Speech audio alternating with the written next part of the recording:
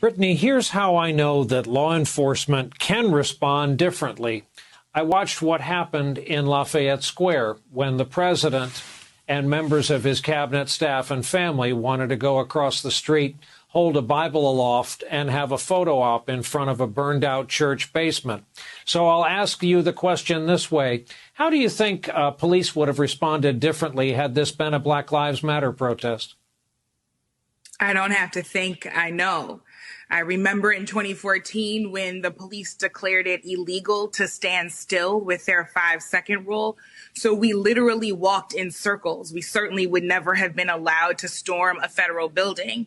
I was one of many people who was a defendant on a case that has now been thrown out, but I was accused of inciting a riot in Baton Rouge during the peaceful protest after the killing of Alton Sterling. I was accused of inciting a riot that I did not incite because it wasn't a riot.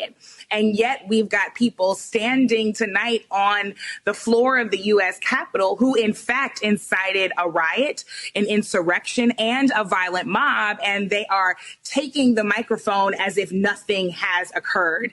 This is due to the complicity of elected officials, of appointed officials, of media platforms, certainly of law enforcement that, to be clear, did not just stand by while these things happened and provided, as was said, an unprofessional response. We have video of several law enforcement officers actually encouraging, participating, and permitting these activities, opening barricades, taking selfies with these insurrectionists. We have to be very, very precise here about exactly what happened. It wasn't just that the police stood by and did nothing, is that some of them actually encouraged and participated in activity that was a direct violation of the Constitution and was a clear example of domestic terrorism.